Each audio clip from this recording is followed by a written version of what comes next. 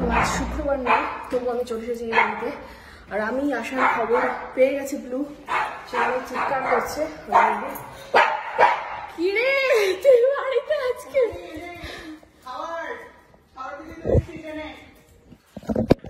খাবার শেষ। খাবি? আমি ভেবেছি ও বাড়িতে নেই, সেই জন্য ওর খাবারটা জানি তো, আমি তো এটাই ভাবছি। খেয়ে নিতে এসেছিলাম। খাবি?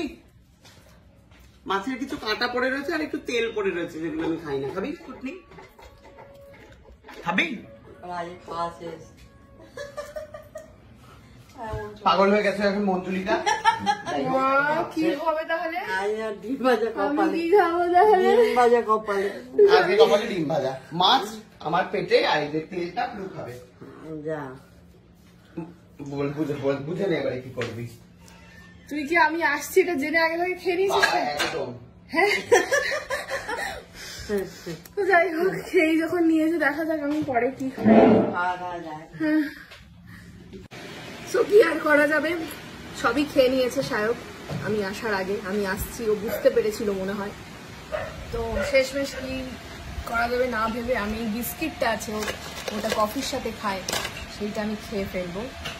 আর ওদিকে মা বানাচ্ছে কফি, ঠিক আছে, কফি আর বিস্কিটটা খাই।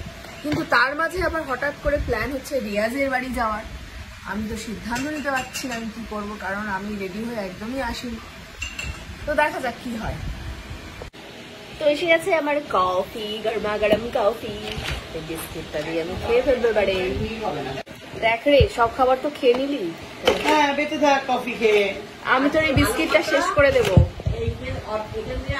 মা একটা ভালো কথা বলছে। হ্যাঁ, কিভাবে যাবো? রিক্সা করলে সুস্মিতা পেটে রাখবে, রিক্সাটা না না, আমি যেতে পারবো, অসুবিধা নেই। রিক্সায় ভাবতে পারছিস না এরকম এরকম এরকম এরকম হবে। ওলা করে রাজপুরে, রাজপুর থেকে বারাইপুর অটো করে গেলাম। হ্যাঁ, অটো করে বাবা, তুমি তো একটা পঞ্চবার্ষিকী পরিকল্পনা করছো। এখান থেকে সোজা ট্রেন ধরবো, মগরাহাট গিয়ে নামবো। তার মগরাহাট থেকে তো আবার টোটো মোটো। কেন মগরাহাট থেকে? হ্যাঁ, মানে একটা কিছু হয়ে যাবে। আর রিয়াজের বাড়ি খুবই কাছে মগরাহাটে, অথবা ওকে বলে দেবো গাড়ি নিয়ে চলে আসবে। হ্যাঁ ঠিক। বারাইপুর থেকে সুবিধা নয়, সুবিধা সব দিক থেকে। গড়িয়া থেকেও সুবিধে, সোনারপুর থেকেও সুবিধা, বারাইপুর থেকে না। বারাইপুরটা অনেকটা সময় লেগে যাবে, অটো করে যাবে। তাই যাই হোক, এখন কি হবে যাওয়া হবে সেটা নিয়ে এখন প্ল্যানিং চলছে। হ্যাঁ, আমি চালাতেই পারতাম, কিন্তু এতটা রাস্তা একটা ভয় তো কাজ করেছে। তারপর আমি কোনো কিছুই নিয়ে আসিনি, ঠিক আছে, বাড়িতে যেভাবে সেভাবে চলে এসেছি। এখন জানি না কার কি পরে যাবো, স্নানও করিনি, এখানেই স্নান করবো। আপাতত বিস্কিট আর কফিটা খাবো। আর পরবর্তী ব্লগের জন্য অপেক্ষা করো তোমরা, কিভাবে আমরা যাচ্ছি, কি বলছি কফির মধ্যে এটা একটা ফেলে দেব।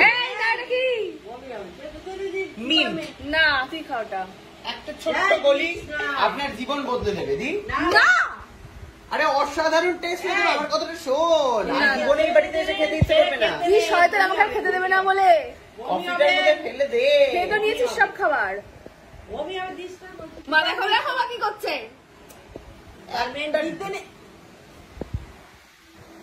তো উতলে উঠছে বৌমার জন্য একেবারে। তুই খাওয়াটা